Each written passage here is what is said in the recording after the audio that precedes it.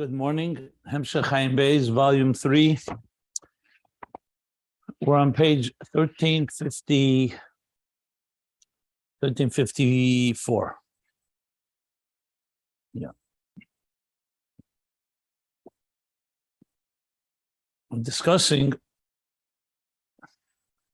sight, the power of light, the light of vision, in contrast to two other forms of light, which are also makabel, meaning a recipient light, with the sun being the quintessential mashpia light because it is both bright and it shines and is not dependent on any other entity to shine.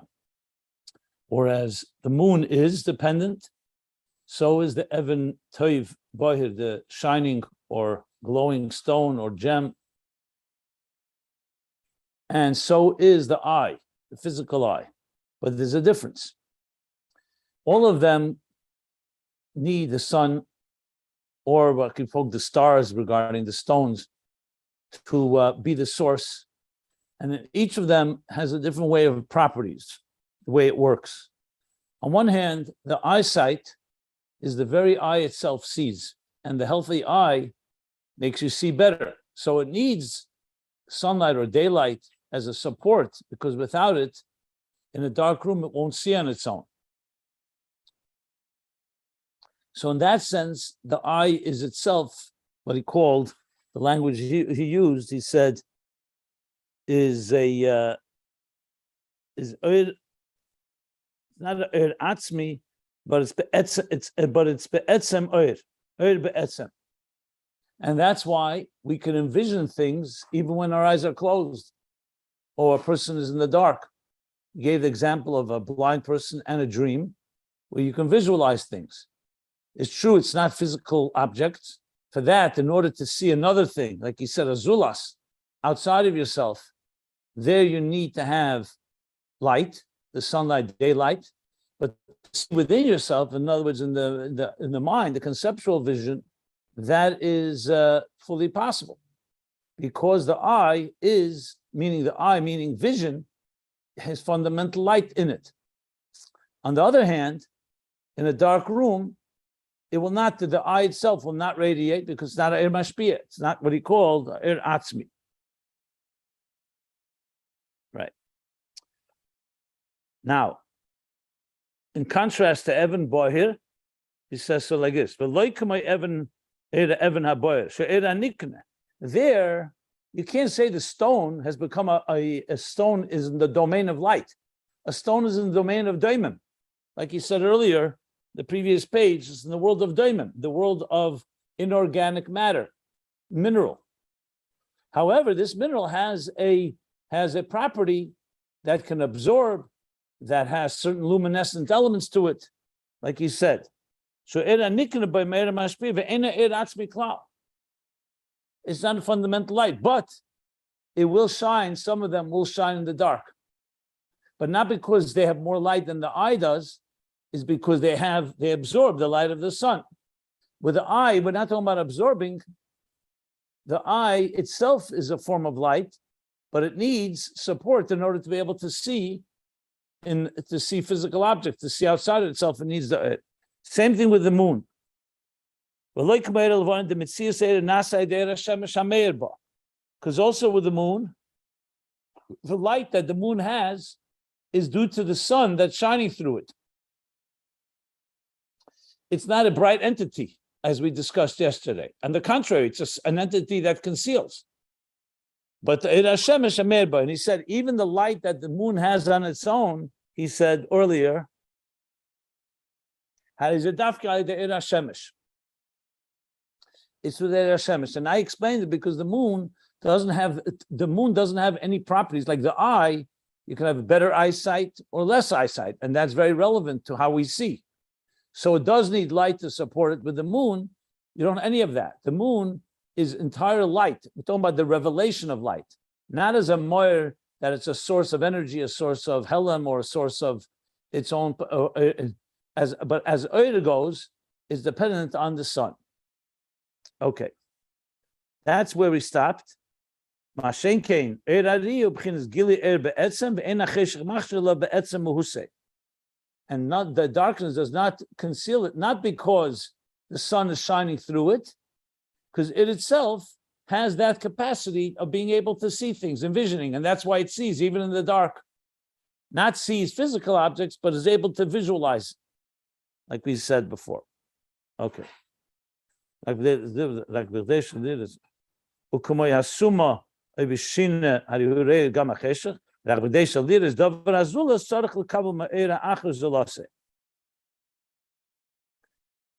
order for it to see something outside of itself, there it needs to receive from another light outside of itself, and primarily in order to illuminate the darkness, so the eye should be able to see what's in the room, like you said before, like removing the cover, removing the concealment. That's where we stopped. Now he's going to continue and speak about what each one has an advantage that the other one does not have. So we're 2/3 of the way down the line that begins Roya Ba'ir Ariya, and I'm going to start from Ulechain. Ulechain. Ulechain Sarich Tamid Le'er Hazulas. The pages can be found if you want to follow the text at ayinbeis.com. Ulechain Sarich Tamid Le'er Hazulas. And that's why if you want to see something, an object, we're not talking about the visualization of the mind's eye.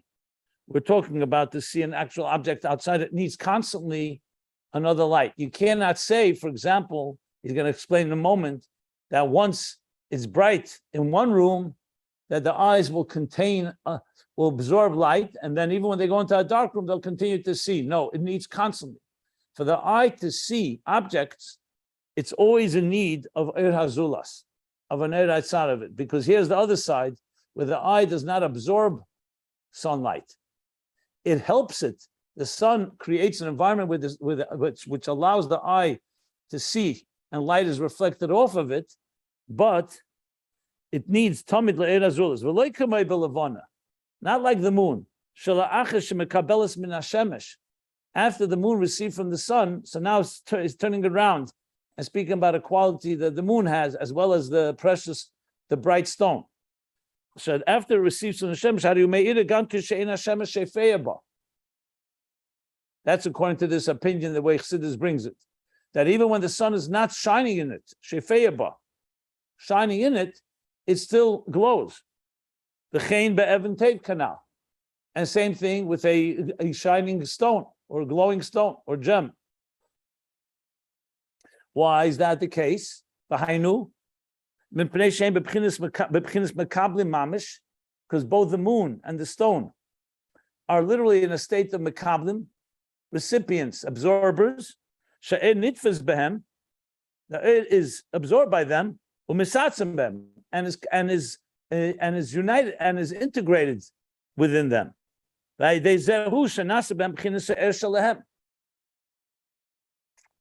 it's not like a mirror that never really, a mirror is just reflecting the light that's shining in it. It doesn't retain it, it doesn't assume it, it doesn't absorb it. Here, both the moon and the stone do absorb and becomes and through that, we call it their light. You call it moonlight, you don't call it sunlight. It's true, it's coming from the sun. It's originated there, but now you call it moonlight, or you call it a glowing or a shiny gem. Meaning in the moon, you call it the moonlight. And because they absorb, so even after they receive, it remains with them. Me'irim ma'atzmam, they shine on their own, due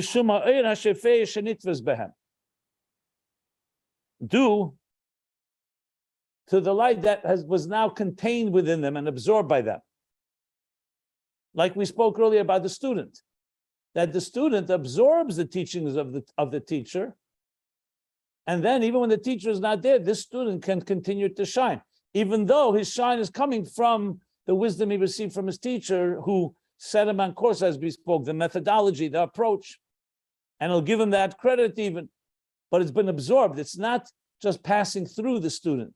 It's not just passing through their real Eira Makablim. That's what they have, that they're absorbers. But they never turn into light itself. This is like the interesting paradox. The gam, in addition, and I think this is how you can also explain, what does it mean even if the sun is not shining in it? We know scientifically, even if it's at night and you only see the moon, that doesn't mean the sun is not shining. It means that the sun is shining from a different part of the sky, because we know the sun is shining in the other hemisphere, and the moon is capturing that light. But it could be what he means to say, if you go a little deeper, he means to say not that the sun is not shining, it means it's moonlight. It's still become moonlight. It's not sunlight that the moon is reflecting. In other words, that even when the sun is not shining, meaning that it's already now become part of the moon, it continues to shine as a moon, not as a sun. And that's why it's called a moed, a moonlight. It's not exactly the words he uses, but it could be that may be a little emphasis in the discussion here. Okay. Well, the gam la'achar kabbalah me'irim. The gam, in addition, mepnei sha'era atzmi shalavonu hu rak al yidei eira shemesh. Hariu b'chinas oyer hameir. He's giving a second reason why the moon shines with its so-called, even when the sun is not in the presence, so to speak. He says the eira atzmi of the levana. Remember, we said it's a eira atzmi, it's a moyer. So it's in the form of Oyer HaMeir.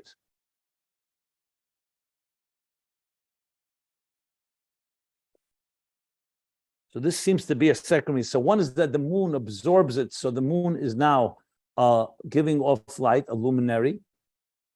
We said earlier that the bright stone is not a luminary, but it does shine in the dark.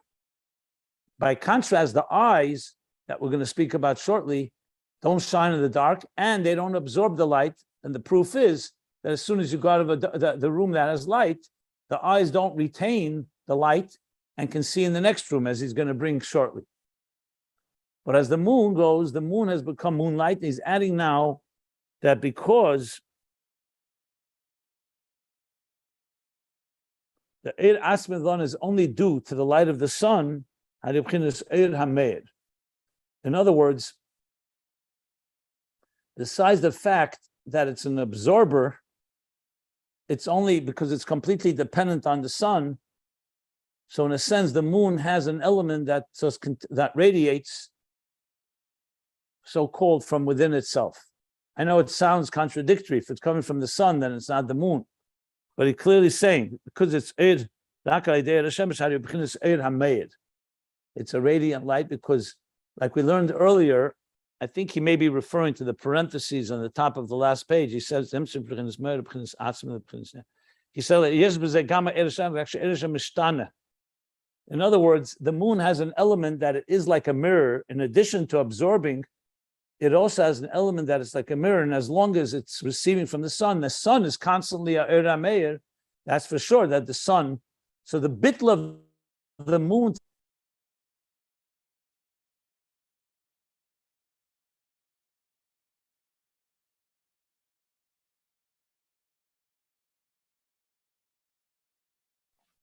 Can anybody else hear him? I can't hear the rabbi.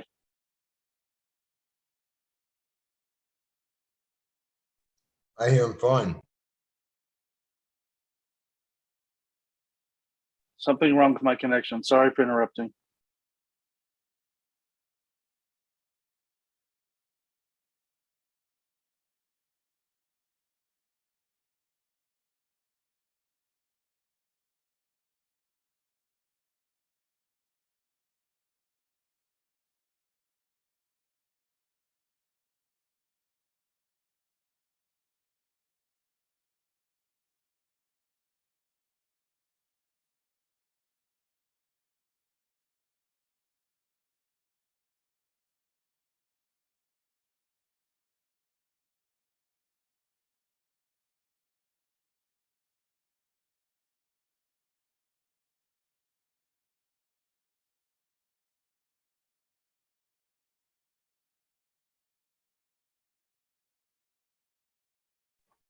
Can everybody still hear the rabbi? I don't even see him in the Zoom room now.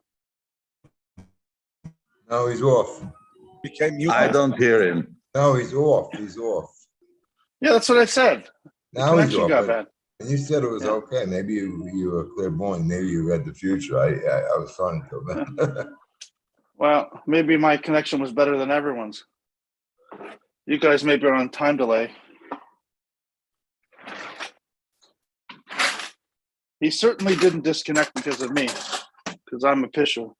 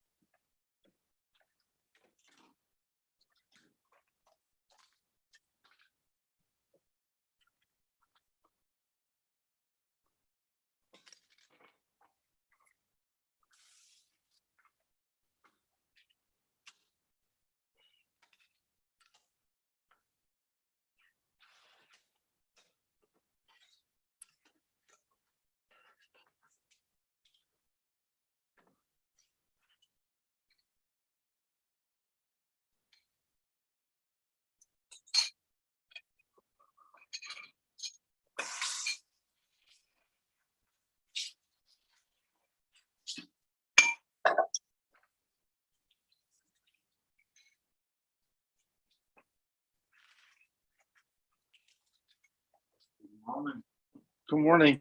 I'm working on this thing.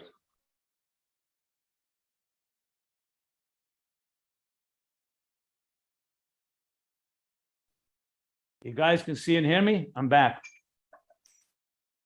Welcome back. Yes, welcome back. We can hear you, Okay. see you now.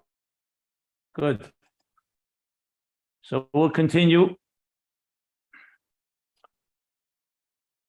I wrote a message on the when this happens, I'll write a message on the group. So you'll see where things are at. Okay.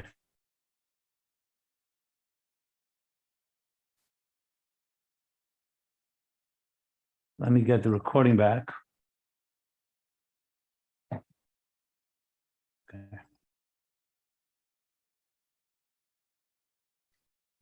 So I'm not sure where it left off, but I'll just go over what we just learned. So I was saying that the interesting twist here is that on one hand, the moon and a stone are absorbers, and they have also bittul. Not they. Let's talk about the moon. It has bittul, and that's why, since the sun is a shining entity, he says v'gam. Since it's only coming from Eir HaShemesh, so here's the twist. That's why it's Eir HaMeir. It radiates. The eyes, we said the light of the eyes don't come from the sun. The daylight is a support. It creates an environment because eyes have the concept of visualizing even in the dark and even when in a dream or even a blind person. But on the other hand, the eyes can't see objects in the dark because it needs daylight to bounce off, so to speak. So even though on one hand, the eyes are more oir, but on the other hand, they don't have oir of their own without the light.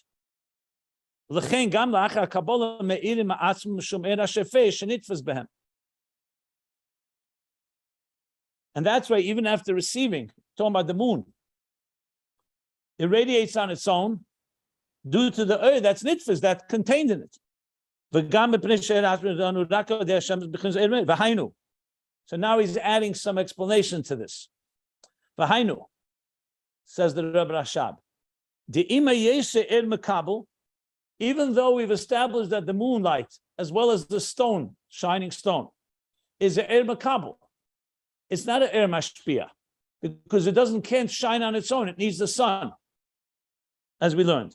Makom mokim er hameir, makom mokim er makabel, harihu makom mokim er hameir es azulas hu acheshach. Nevertheless, it's still a er hameir. Once it does receive, so the sun is a giver, the moon is a recipient. But once it receives, it radiates also to another, not just to itself. In contrast to eyesight, which is the darkness. And that's why moonlight shines. You can walk in the moonlight, it glows. It's not the powerful light like the sun, but you can't say there's no light. And that's because the moon is a moir. Yes, it's a moir makabel. It's an air makabel, but it's a moir. It's a source of light. The way it functions is that source of light as far as light goes. We're not talking about moir as the source of helam. We're talking about the light of the is coming due to the sun. But then we also say that we also called it a moir. He said before by a summa, by a blind person, he called it moir. The eyes are luminaries. The luminary of the eyes. The moir de levana is, however, in a level of a makabel.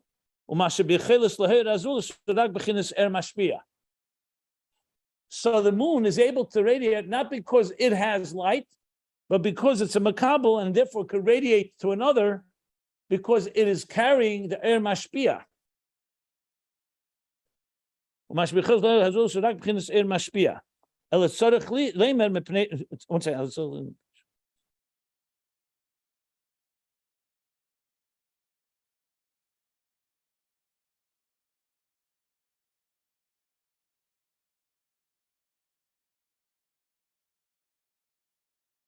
But you have to say regarding the moon, since the entire light of the moon, in contrast to this, to the light of the eye has a power of visualization, even though it cannot see in the dark, but it has a power to visualize. So therefore, since the moon's the entire light comes from Eir Mashpia, and it's an absorber because it's a makabel, so therefore it gives off light to the darkness, to another.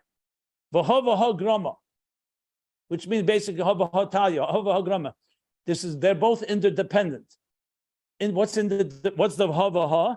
I would say the fact that on one hand it's a makabel, on the other hand, it is only the Eir Mashpia that's shining through it. It doesn't have anything of its own. Like we said, Les Lamagam Klum. The moon doesn't have anything of its own. So here's the interesting twist. On one hand, it's a moir. Again, we're not talking now koyach helam. The moir as light, it's a source of light. We see it shines in the night. But it's the moir that's of makabel, the moir of it coming because of the Eir Mashpia. Whereas the eyesight is exact opposite. The eye has the power to see. Moon doesn't have the power to see, but the eye does not absorb the sunlight. So it's not the Eir Mashpia. The eye is seeing with its own light. And therefore, when it's dark outside, the eye can't see. The eye can only see when there's light. It can only see within it, like we mind and conceptually. That's, I believe, what he's saying here. Mashenkin b'diyah. Let's finish this, and then we can discuss it. Mashenkin, by contrast, vision or sight, shalachar kabbalah ein meir. After it receives, meaning after it's able to an object in the daylight due to the light around it or do candlelight, like he said, ein meir. It doesn't radiate. The moon shines. The eyes don't shine after it receives sunlight, after it's in the sunlight.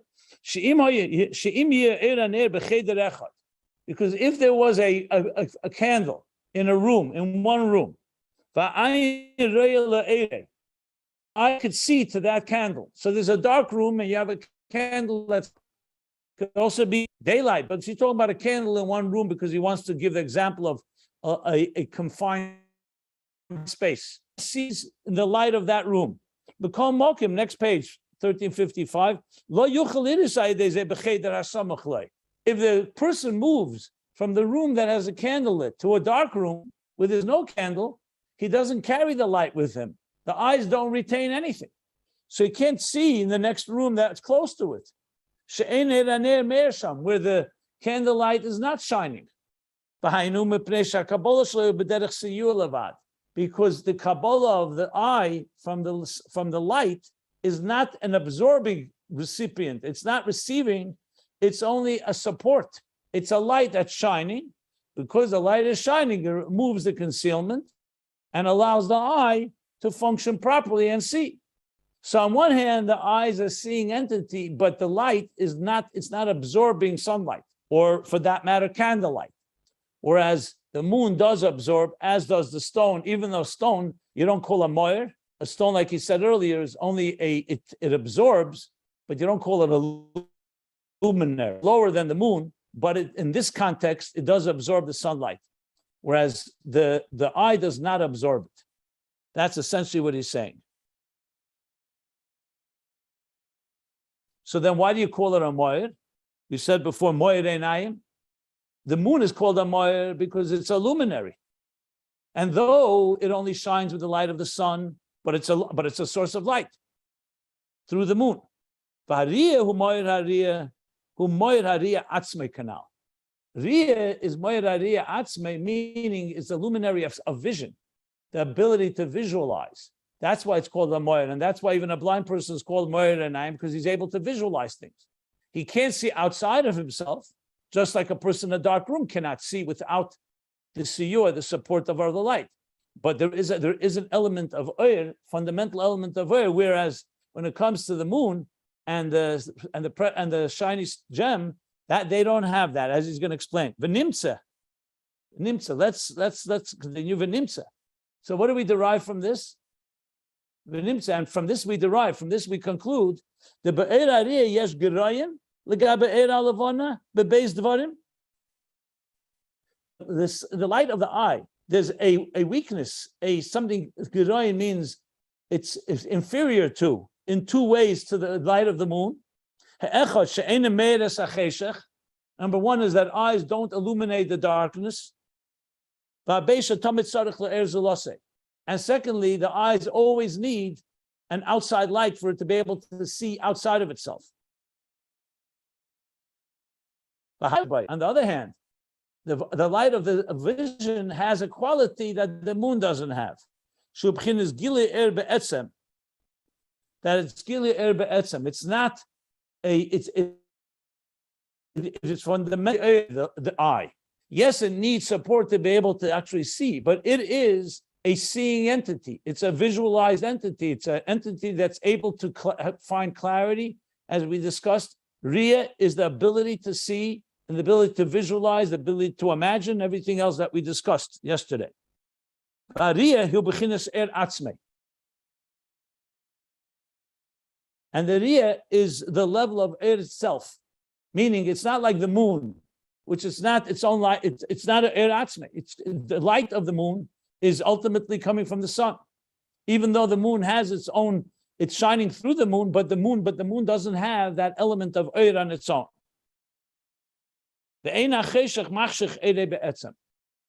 And darkness does not fundamentally conceal this power of visualizing of the eye, as we said before about a summa, blind person, and the dream. But Eir Hazulas, and seeing another, the Eir Hazulas, and the Eir of another, meaning sunlight, daylight, or candlelight, who boirak b'chin siyur levad. So in other words, here, before we said siyur levad, that could be a weakness, because it doesn't allow this eye itself to see, to give off light, rather. Here he's saying it as a maila, that the outside oir is only helping and supporting it, whereas in the moon, it's not just supporting it, it's the source of its light. Yeah. And that's why it constantly needs a siyua. He's going back to the point he made before. What that means, it's constantly in need of light, but that's to see another object. But for itself, vision is it's always a radiating light. The only thing is, in the physical world, in order to be able to see, you need to have a light that supports, that illuminates the environment so the eye can see. And from this we come away with sheyesh gimel madregas. There are 3 levels. Ha'echad eir halavana. The first is the light of the moon, shemekabelas eir hashemesh, that receives the light of the sun. V'oz me'ira gam b'bchinas eir atzma, and only then, and then it radiates also with its own light, because the moon does have light, but it cannot shine without the light of the sun. V'abeis ha'eir de'evan teiv, the light of a bright stone or a shiny gem.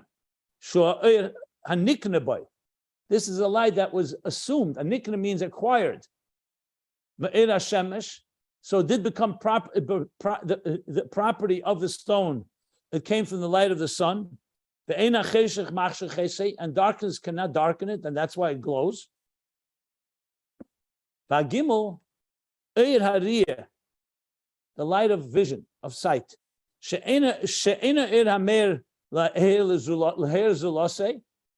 It's not a light that shines to another. In other words, the eyes don't illuminate. They don't shine in the dark. Only to themselves, to himself. And it always needs an outside light if it's going to see objects outside of itself. And all these 3 are hubchinas mekabel, hubchinas er mekabel. All these 3 in the category of a receiving or recipient light. And the light of the sun, only the sun is a true mashpia. All these 3 are makabel in different ways. And you see every word is precise. The light of a stone, he does not say it has its own light. It's assumed the property of the sun. With the moon, it has its own light, but it doesn't shine unless the light is only through the light of the sun.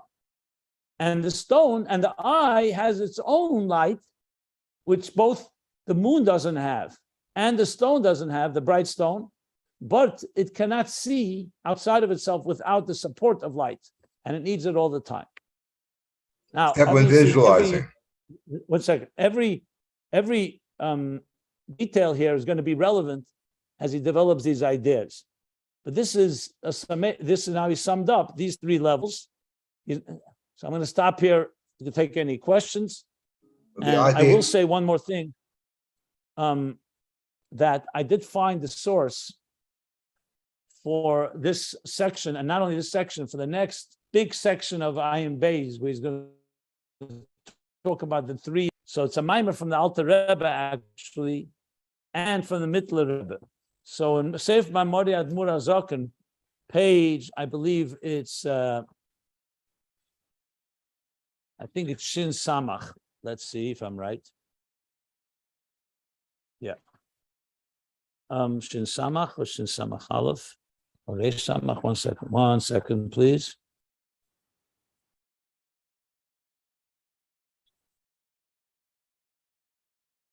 No, give me a second. It's in Nishmas. There's an expression in the davening in Nishmas where we say, that's what I'm looking it up. Tov Samach, sorry, 460. So there's an expression there in Nishmas where we say, that even when our eyes will shine, Me'ira is like the sun and the moon. So in this section of davening, the Alter Rebbe talks about what that means. What means the eyes will shine like the moon, the sun and the moon? And part of the explanation is because the eyes on their own are not a er atzmi, they're not a moed. But in the future, the eyes will shine like the sun and the moon. And he explains what the sun is, what the moon is, but the essence of what we're discussing here, the 3 types of light, are discussed in this mimer, very briefly here. And then there's a mimer from the Mittler Rebbe that has not been published yet. I just found it yesterday in a manuscript. It's in manuscript form where he elaborates on this and is the basis of what the Rebbe Rashab is teaching here. Now, I could post it, but the manuscript is not going to be that easy to read. So I just wanted to share with you the sources for this. There's also a Torah from the Maggid on the Pasuk, what is the Eirei Yereach once you have the Eir HaShemesh, but I'll discuss that later as we develop these ideas. I'm going to stop here now if anybody wants to ask anything, because we finished the paragraph on 1355 with a pretty clear, it's a little subtle and needs a good thought, but clear differences between these three types of Eir Makabel, again, the moon, the stone, the bright stone, and the sight of the eye.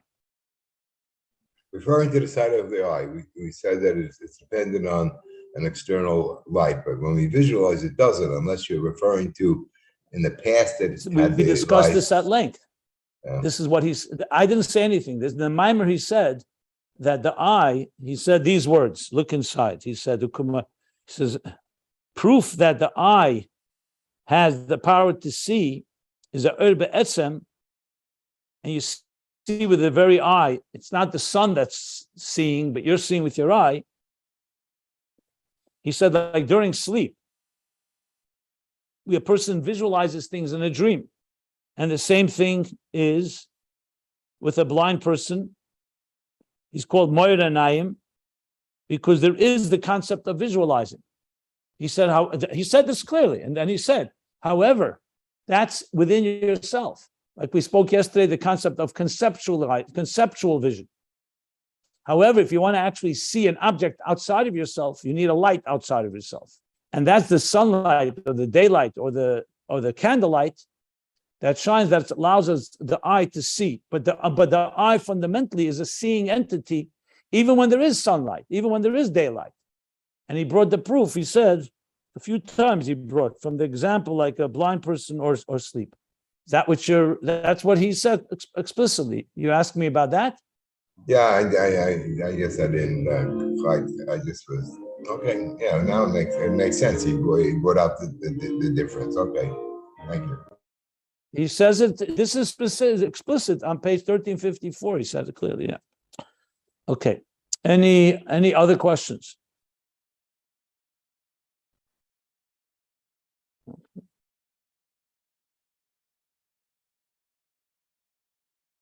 So to give you a little lay of the land, where we're going to learn next, what we're going to learn next is, he's now going to come back and explain this in Lamaila, in Zah and Malchus. Remember, we talk Mashpia Makabel, light and dark and all of that is all about relationships and interactions between a higher level and a lower level.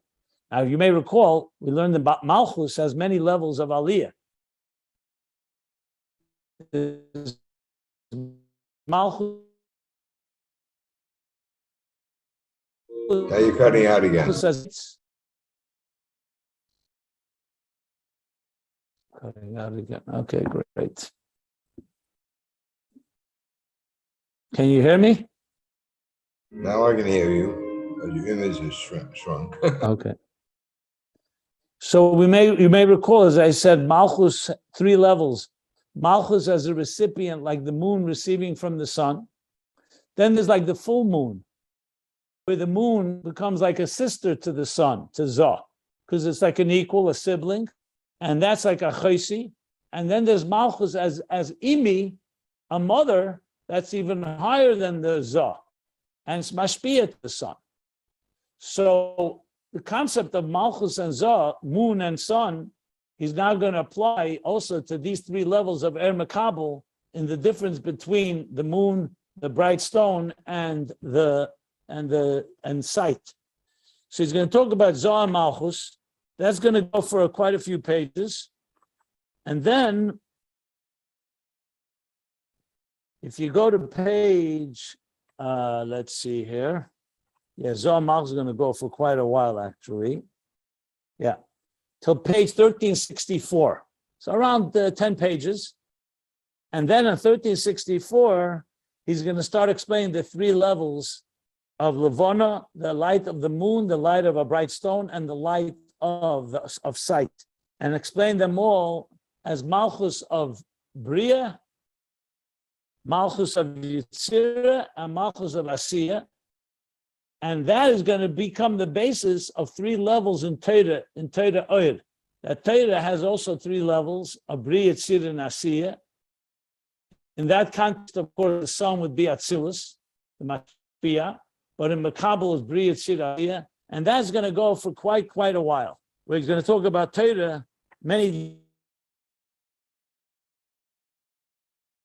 different levels in Torah that are Kabul, and how we grow level by level, which shouldn't surprise anyone, 3 levels. And that goes to the page that I mentioned yesterday. He's going to come back to Riyah on page 1454.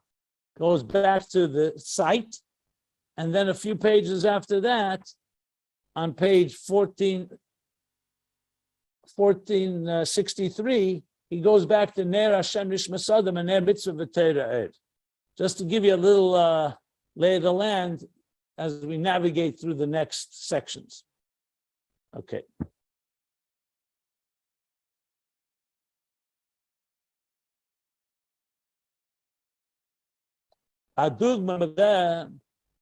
An example from all of this that we just in the different levels of light.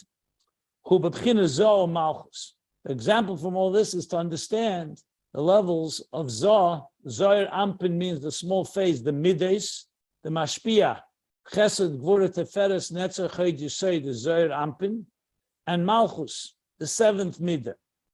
So they're seen as Mashpia, Makabel, Zoh, Malchus. So what we just learned is a dogma of all this to understand Zoh and Malchus. The Zoh hu b'chinas Mashpia be'etzem.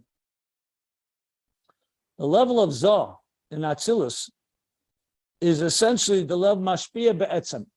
Fundamentally, its purpose and function is to transmit. What is it transmitting? God's midas elyenis, God's chesed, kindness, l'cha Hashem, hagdula, hagvura, hateferes, hanetzach, haheid. So essentially, it's hashpah. Mashpia be'etzem mohuse. In its fundamental nature, its core nature is to transmit. And Malchus in its fundamental personality is a recipient. But as we're learning, a recipient sounds much more passive than it really is. So recipient means as if it's just, I'm here to receive. It's much more than that. It's a real force. And it's actually, as he says in some places of Chassidus, in Siddur from the Mittler Rebbe and a few other places, that the whole Seder Shtalshlus, all of existence, was created in a form of Mashpia and Mekabel. Everything is a symbiotic relationship between giving and taking. Everything. Look at nature. When you talk about bees carrying the pollen, pollinating flowers, it's a give and take. The bees get their food. In turn, they pollinate the flowers. Just one of billions of examples of how in nature and the human body and everything you look at that's healthy is a constant interaction of give and take. In volume 1 in Ayin Beis, you spoke about it at length. The difference between Toyo and Tikkun, that Toyo is a world of selfishness where there is a lack of give and take. One does not feel it needs the other. And it doesn't tolerate the other and doesn't accept from the other. Sdoim was like that. Sdoim said, Shali, Shali, Shalach, Shalach. What's mine is mine, what's yours is yours, and leave me alone. Live and let live. What goes against, as he explained there and in many places, that goes against the nature of existence. Because we all have something to give and we all have something to receive. And we need each other and we complement each other. So this is critical. The whole understanding of that existence is all about a relationship. Relationship consists of giving and taking, and everything gives and everything takes. Or I say everything gives and everything receives. There's nothing in existence except God himself. Atzmus, that's beyond that, because obviously Atzmus is beyond give and take, even though he chose to create an existence like that, and he himself bound himself to the laws of this existence that also receives from us nachas, from our mitzvahs, and fulfilling his nesav HaKadosh Baruch Hu. But that's another discussion. The point being is that everything is mashpia and makabel. What is that in spheres? Zoh and Malchus. So Zoh is the quintessential mashpia, and Malchus is the quintessential makabel. That's why Zoh is like the sun, and Malchus is the levana. But let's not think that levana doesn't have what to give. It's just a different form. But if they talk about two tracks, it's the two tracks of mashpia and makabel. That's what he just said here. The chenu gam lifnei amiyut. This is also true before the diminishment of the moon. It's not the pshat that the sun and the moon were both mashpiyim. They were both givers. Then the moon complained that you can't have one king with two crowns. And then the moon was turned into a makabel. He says that's not correct.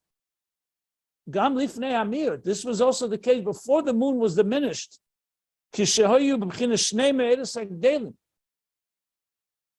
the Gemara, that's how the Gemara in Chulin derives there was a diminishment of the moon.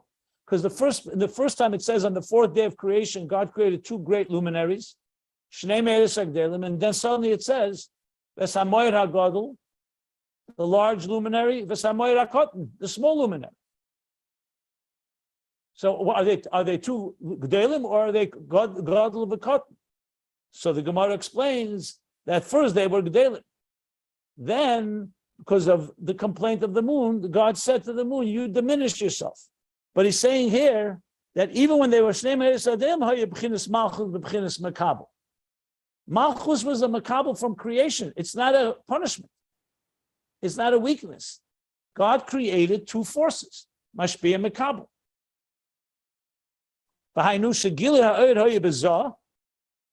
What that translates means, and what that means is that revelation of light, the revelation, actual seeing light, a revelation was in Zoh, or Malchus, Kibla ha'oid alidei Zoh. And Malchus received its light through Zoh. So why then are they called Me'eres HaGdelim? Because the light, the way it was in Zoh, came into this Malchus Zamke. So the light in Zoh was shined into Malchus on an equal level. Malchus was not weaker. The only thing is Malchus received it through Zoh. Did the sound go down again? Are we all right with the sound? We're okay. You broke up for a hear me? second. Okay. You broke. It's choppy. It's choppy. Can't tell you why. I don't know what's going on. Okay, but everyone understood what I said, or I have to repeat it? It was clear. So basically, he's saying that even before the diminishment of the moon, the moon is receiving the same level of energy as Zoh. The only difference was this is a mashpia, this is the makabel, but it wasn't smaller. That's name made it sagdel.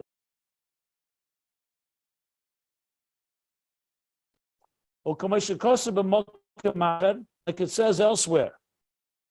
And we also learned this earlier on page 1209. I'll read it in a moment with you. That was the point. There was one crown for the two kings. That's what Malchus or the Levana complained about. That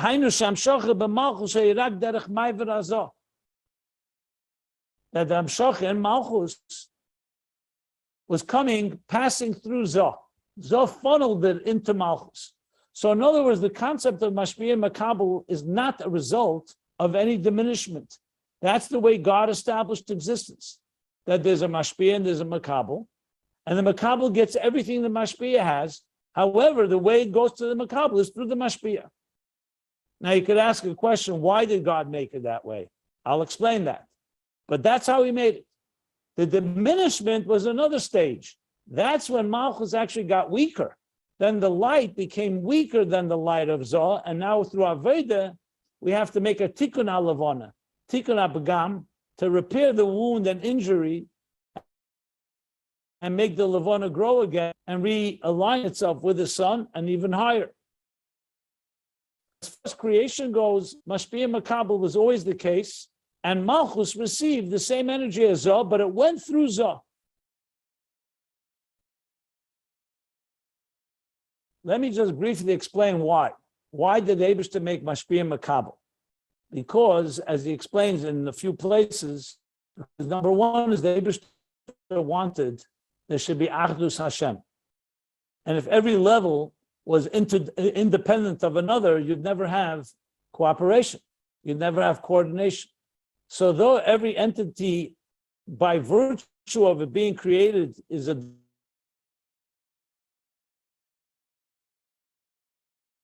divine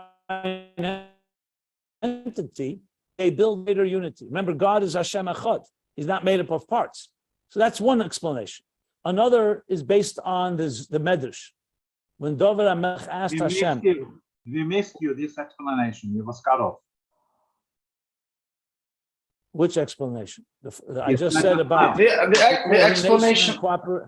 Yeah, the explanation of why there has to be a mashpia and a makabel. What's the purpose of it? Why?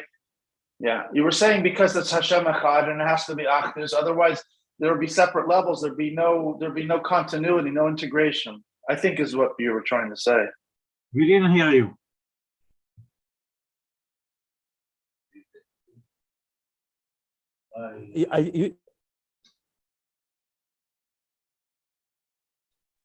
We can't hear you. And if you couldn't hear me, I heard you loud and clear. I heard you perfectly. So Hashem Echad, and because of that, there's a coordination and cooperation. I heard that clearly. Yeah, if I'm it's choppy, whether you heard me, not whether I heard you. I'm hearing you. Did you hear me?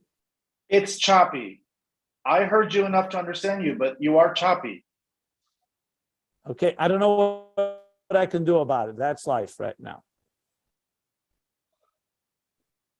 The second explanation I was saying was from the Medrash, that when David HaMelech asked God, why did you create wealthy people and poor people? Class distinctions. When it says, Liah Kesef, Liah Zov, Amen, gold in the sun, you make everybody equal. Can you hear me? Again, it's choppy, Rabbi.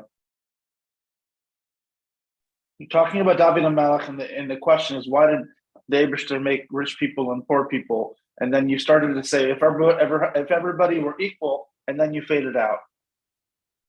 Well, I didn't say anything more of that yet. Okay. So the Hashem answers to David exactly the same idea. Chesed ve'emes ma yitzarua.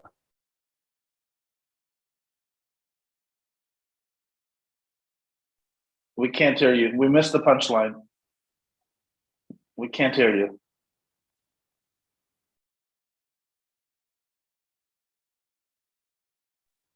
We can't hear you, Bichlal. Your image is frozen and we don't hear a word you're saying.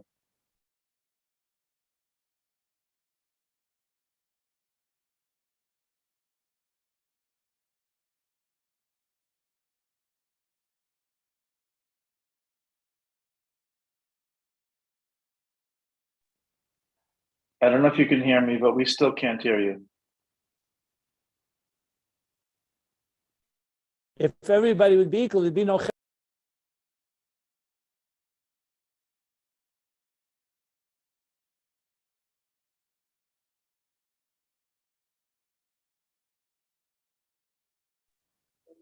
I don't know if you can hear me, Rabbi, but we still can't hear you. Can you hear now? Now we can. Just the last minute, the last second, we hear you. Okay, so Hashem answered to David, why did he create the poor and the rich and the poor? He said, Chesed ve'emes ma yitzarua. Who will do chesed if everybody's self-contained and has everything they need? So in other words, the concept of mashpia makabel is fundamental to the very purpose of existence. And you could go even further. Even our relationship with God is a mashpia makabel, even though God is the giver of life and we're the recipient, but we give to Hashem as well when we do a mitzvah. Now it says, Nachas ruach lefanai shamati v'nasir ritzeini reich necheich l'Hashem. And other examples where we give God nachas, so we're givers and receivers. The bottom line is all of Ishtalshelus is structured as giving and receiving. That is Zohar Malchus, and that's why even before the diminishment of the moon of Malchus, there's the concept that Malchus received the Derech Maiver from Zohar, and they were equal stature. The son of the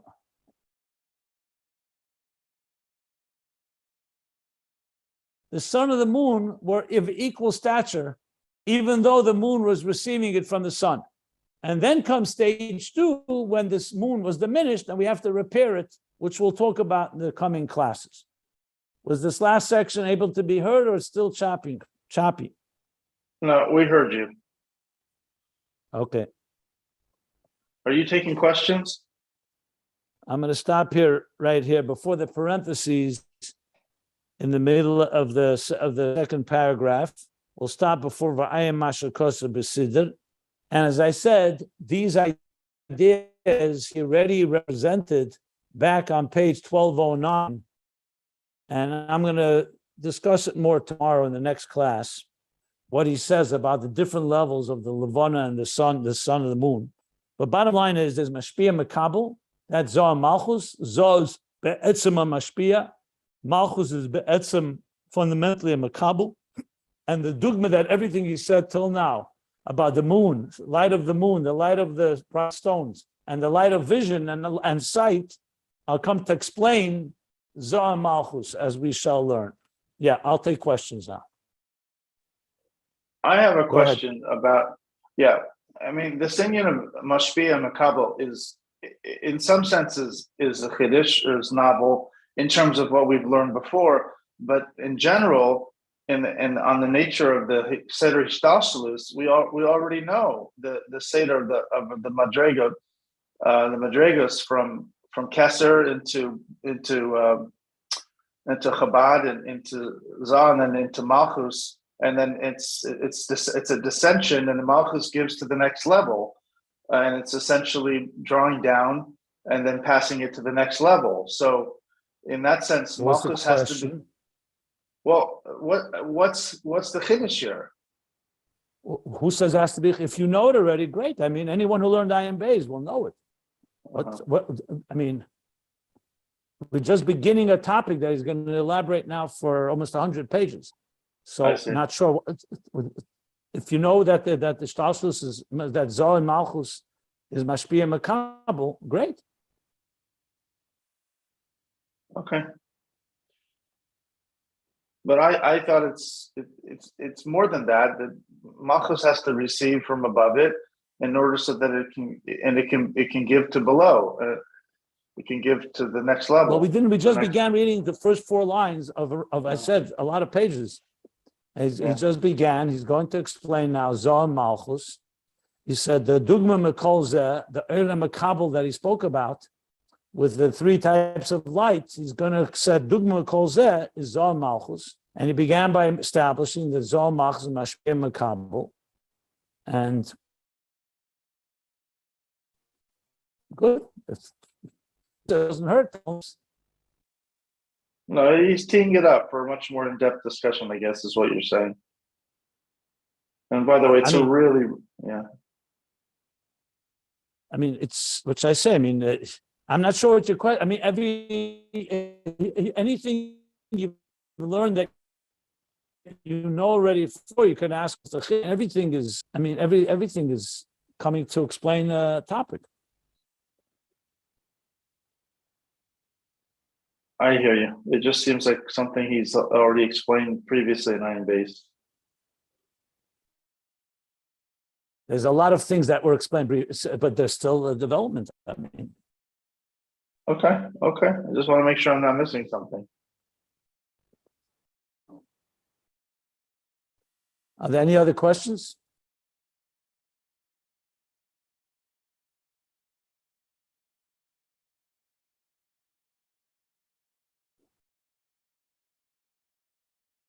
Okay, so we're stopping here before the parentheses.